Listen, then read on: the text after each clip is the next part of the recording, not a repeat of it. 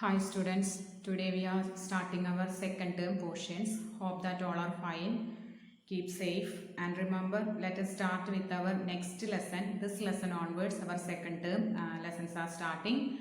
Lesson 5, the Delhi Sultanate. Okay, just introduction only. Today I will take, just listen the introduction and read the textbook carefully.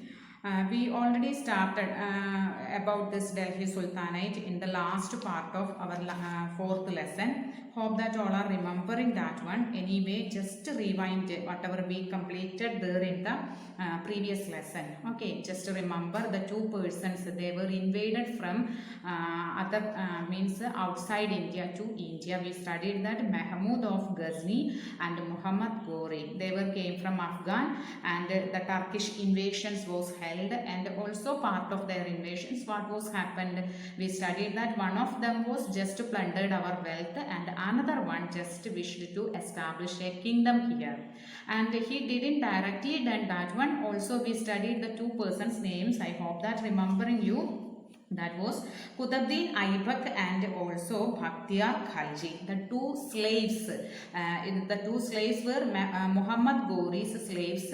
He appointed governors of the places, those who captured from India. So this was the last content we studied in the previous lesson. Just to remember these topics, and here they started a new dynasty. That these persons, that means Qutbuddin Aibak and Bakhtiyar Khalji. Based on that way, here a new era, or otherwise known as a new period, started in India. That period is known as the Delhi Sultanate. Once again remember, the period between 1206 and 1526, that period in Indian history, it is known as the period of Delhi Sultanate.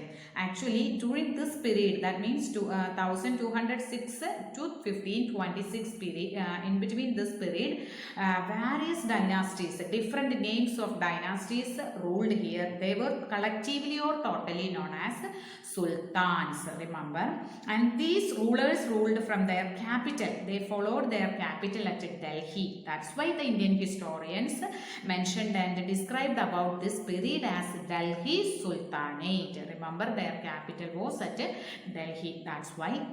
And the different dynasties were the Slave dynasty, the Khalji dynasty, the Tughlaq dynasty, the Said dynasty, and the Lodi dynasty. At least remember the names. That periods are mentioned there in bracket. It is not at all needed.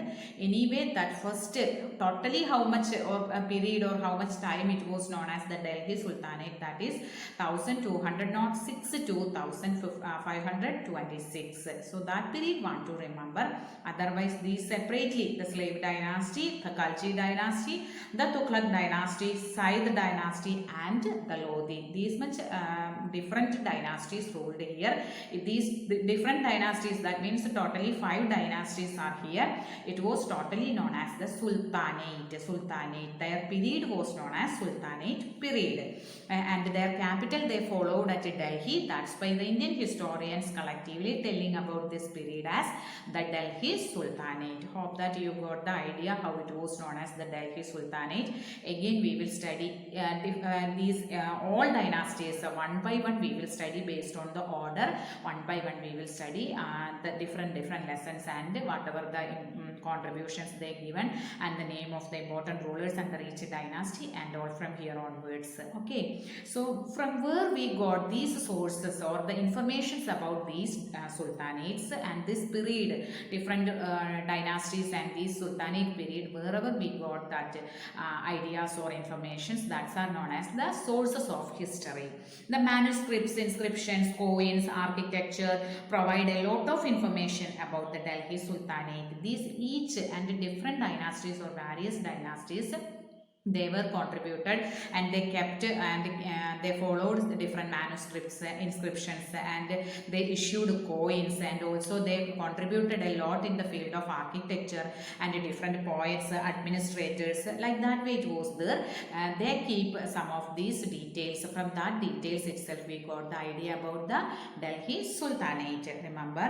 And also these historians when written by learned men, like secretaries were there, administrators were there, poets, courtiers, and also who both recollected events and advised the rulers. These duties done the persons, they collected and they written in different way itself, and that kind of things were kept carefully. From that sources we got the informations about this Delhi Sultanate. And also, however, these authors often worked for the sultans in the hope of getting rich awards, and also they were handwritten copies or works were decorated with gold or silver to highlight important words and passages, and it was called as illuminated manuscripts. It's work there given one picture, 2-3 based picture it is given there in your textbook. Just to go through that pictures, you will find out that they used different illuminated. Now we are using different color pens and all, no, for attractive way and identifying easily. We can identify some terms and all, like that way they used gold and silver for identifying and underline, for instead of underlining and highlighted words itself. So that manuscripts, that books, it is known as illuminated manuscripts. So remember, these are the sources of history. Again, one by one we will start next class onwards. The slave dynasty, also under the slave dynasty the rulers like Qutbuddin Aibak and Iltutmish, like that way one by one we will study. Just remember and read the textbook carefully, students. After listening this 2 paragraph, that means just introduction only I took, just read after listening the class itself. Please read the textbook. Okay, thank you.